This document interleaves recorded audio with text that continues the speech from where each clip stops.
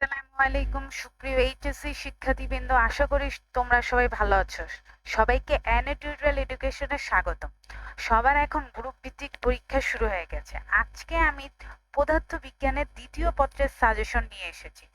আজকে তোমাদের দেখাবো কোন কোন চ্যাপ্টার ইম্পর্টেন্ট এবং কোন কোন চ্যাপ্টার থেকে কয়টা কোশ্চেন করবে আর কি কি কোশ্চেন করবে। আমি ইম্পর্টেন্ট চ্যাপ্টার থেকে তোমাদের সৃজনশীলের টাইপ বলে দেব, কোন কোন টাইপের সৃজনশীল ইম্পর্টেন্ট আর কোন কোন টাইপের ম্যাথগুলো বেশি করবা। সো ভিডিওটি না টেনে একটু ধৈর্য সহকারে দেখতে থাকো। আচ্ছা, আমি প্রথমে এখানে মার্ক ডিস্ট্রিবিউশন উল্লেখ করেছি। আচ্ছা, তোমরা প্রথম মার্ক ডিস্ট্রিবিউশনটা দেখো। এক ফিজিক্স ফার্স্ট পেপার যেমন ছিল, সেকেন্ড পেপারও ঠিক মার্ক ডিস্ট্রিবিউশনটা তেমনই, কিন্তু আমাদের প্রথম পত্রে অধ্যায় ছিল হচ্ছে 8টি আর দ্বিতীয় পত্রে অধ্যায় হচ্ছে 7টি, একটা অধ্যায় কম আছে।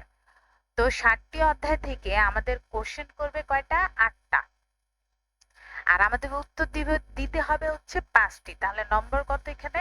50 আর 5 নম্বর হচ্ছে 17।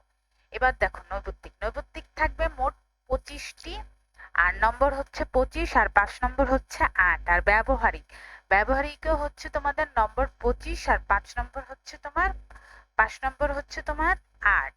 আচ্ছা, আমরা মার্ক ডিস্ট্রিবিউশনটা দেখে ফেলেছি। এইবার আমরা অধ্যায়গুলোতে যাই, কি কি অধ্যায় আছে আমাদের আর কোন অধ্যায় থেকে কয়টা কোশ্চেন আসবে। আচ্ছা দেখো, প্রথম অধ্যায় হচ্ছে তাপগতিবিদ্যা, মোস্ট ইম্পর্টেন্ট একটা অধ্যায়।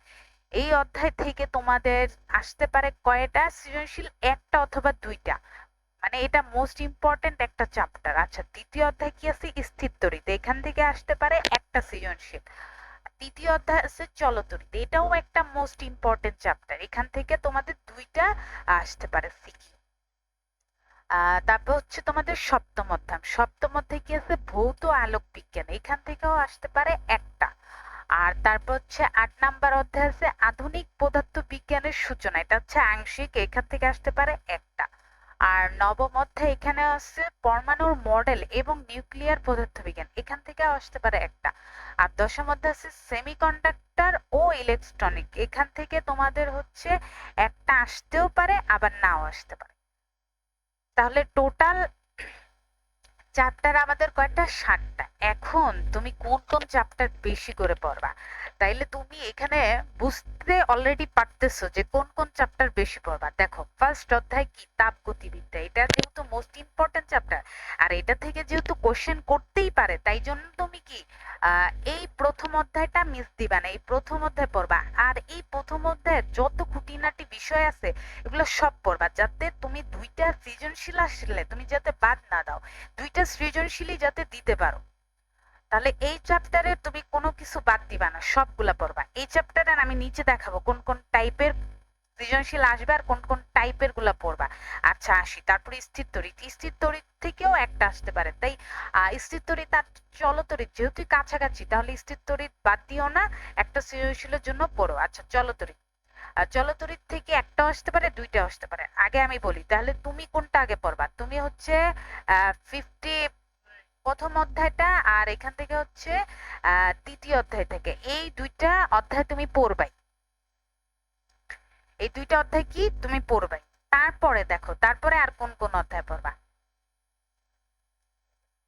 তারপরে মনে করো তুমি পড়লা এখান থেকে স্থির তড়িৎ, তারপরে ভৌত আলোক বিজ্ঞান আর হচ্ছে আধুনিক পদার্থ বিজ্ঞানের সূচনা, মানে আরো 3টা অধ্যায় পড়লা, তাহলে টোটাল 5টা অধ্যায়। 5টা অধ্যায় পড়লেই কিন্তু আমাদের এনাফ। 5টা অধ্যায় পড়লে একদম ভালো রেজাল্ট করার জন্য 5টা অধ্যায় পড়লেই কিন্তু এনাফ, মানে সৃজনশীলের জন্য।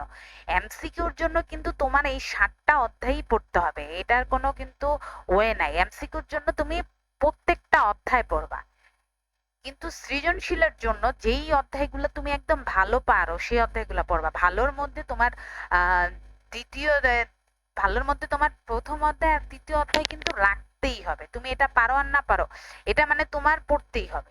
তাহলে ফার্স্টের অধ্যায় আর হচ্ছে 3rd নাম্বার অধ্যায় সেটা আমরা রাখবো, রেখে আমরা আরো তিনটা অধ্যায় যোগ করব। আর বাকি 2টা অধ্যায় আমরা মোটামুটি দেখবো, ওই এমসিকিউর জন্য সব অধ্যায় পড়বো, কারণ এখন তো আর বেশি সময় নেই। তো এত পড়লে পরে আর মনে থাকবে না। তো তোমরা 5টা অধ্যায় কনফার্ম করো, 5টা অধ্যায় ভালো করে পড়ো, তাইলেই এনাফ। এই সেমিকন্ডাক্টর ইলেকট্রনিক্স থেকে এটা স্কিপ করতে পারো। আর পরমাণু মডেল যদি এটা সহজ লাগে তাহলে এটা পড়ো, এটা স্কিপ করো। আর যদি এটা সহজ লাগে তাহলে এটা পড়ো, আর এটা স্কিপ করো, মানে তোমাদের যেটা ইচ্ছা।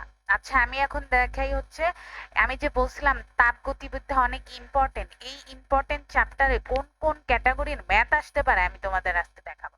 এই যে প্রথম অধ্যায় তাপমাত্রা নির্ণয়, এটা হচ্ছে 1 স্টার দিছি আমি। তাপমাত্রা নির্ণয় এটা 1 স্টার, আর এটা দেখো আমি 2 স্টার দিছি। তাপ গতিবিদ্যার প্রথম সূত্র, এটা দিয়ে অনেক ম্যাথ আসে, এর জন্য এটা আমি 2 স্টার দিছি। এই যে শক্তি রূপান্তরিত নির্ণয়, এটাও আসে তবে একটু কমই আসে, এটাতে আমি 1 স্টার দিছি। আরেকটা হচ্ছে গৃহীত ও বর্জিত তাপ, এটা দিয়ে কিন্তু ম্যাথ ভালোই আসে। তাহলে এগুলার ম্যাথ শর্টকাট টেকনিক ওগুলা ফলো করবা, এগুলা করে যাবা। আচ্ছা তারপর দেখো সমুচ্চ ও রুদ্ধতাপীয় প্রক্রিয়া, এটা থেকেও কিন্তু ম্যাথ আসে, এটাও হচ্ছে তোমার মোস্ট ইম্পর্টেন্ট, এটাও বাদ দিবা না। তারপর হচ্ছে কার্নো ইঞ্জিনের দক্ষতাও আসে, আবার কাজও আসে, দুইটাই আসে।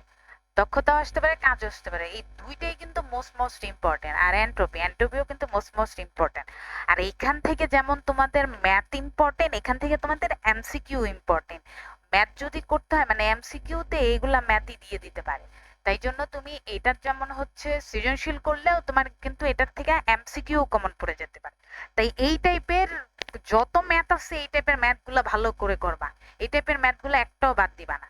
এবার দেখো আমি তোমাদের থার্ড নাম্বার অধ্যায়, আমি বলছিলাম যে তোমাদের প্রথম অধ্যায় আর দ্বিতীয় অধ্যায় কোনো খুঁটিনাটি বিষয় কোনোটা বাদ দিবা না, কারণ এখান থেকে দুইটা সৃজনশীল আসতে পারে। দেখো এখান থেকে যদি দুইটা সৃজনশীল আসে পড়ে অলরেডি, এখান থেকে প্রথম অধ্যায় থেকে যদি দুইটা আসে আর তৃতীয় অধ্যায় থেকে যদি একটা আসে তাহলে তিনটা কমন পড়ে গেল। আর এখান থেকে যদি তৃতীয় অধ্যায় থেকে দুইটা আসে, প্রথম অধ্যায় থেকে যদি একটা আসে, তাহলেও তোমাদের তিনটা কমন পড়ে গেল। তাহলে আর কিছু লাগে? তিনটা সৃজনশীল যদি কমন পড়ে যায় তাহলে আর দুইটা সৃজনশীল কিন্তু এনিওয়াতে দিতে পারবা, সমস্যা নেই।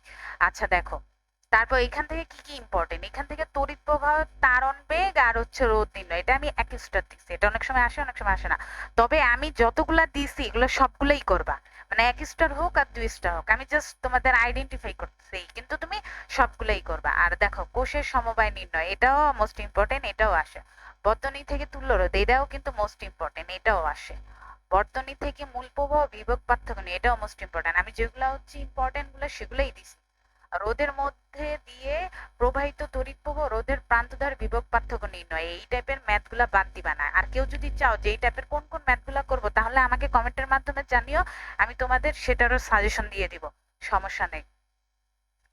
আর এ দেখো এটা দেখো হুইস্টন ব্রিজ, মিটার ব্রিজ ও পটেনশিওমিটার, এখান থেকেও কিন্তু ম্যাথ আসে। আর গ্যালভানোমিটার, এখান থেকেও ম্যাথ আসে। ম্যাথ আসুক আর মানে থিওরিও আসে ম্যাথও আসে। আচ্ছা তারপর দেখো উৎপন্ন তাপ, কাজ ও ক্ষমতা নির্ণয়, এখান থেকেও ম্যাথ আসে। তো এই দুইটা টপিক জেনে যাবা, মানে এখান থেকে তোমাদের থিওরি আসতে পারে, আবার থিওরি আসতে পারে, তাই জন্য এই দুইটা টপিক জেনে যাবা, আবার অবজেক্টিভও আসবে। আর এখান থেকে হচ্ছে তোমাদের ম্যাথ, উৎপন্ন তাপ, কাজ ও ক্ষমতা নির্ণয়, এগুলো হচ্ছে ম্যাথ আসতে পারে। এটা 1 স্টার দিয়েছে আমি। তো তোমরা এগুলা যদি করো তাহলে এই দুইটা চ্যাপ্টারের যেমন সৃজনশীল কমন পাবা, ঠিক তেমন এমসিকিউ কমন পাবা। তাই এই দুইটা চ্যাপ্টারে এগুলো একটাও বাদ দিবা না। আর যেটা বললাম, যদি এই চ্যাপ্টারের ম্যাথ চাও, মানে তাপমাত্রা নির্ণয়ের কি কি ম্যাথ করবা, কোন কোন শর্টকাট টেকনিক ফলো করবা, তাহলে তুমি আমাদের কমেন্ট বক্সের মাধ্যমে জানিও, আমি হচ্ছে তোমাদেরকে সেটারও একটা পিডিএফ ফাইল করে তোমাদের পাঠিয়ে দিব। আচ্ছা আজকে এই পর্যন্তই, সবাই ভালো থাকো, সুস্থ থাকো, আসসালামু আলাইকুম।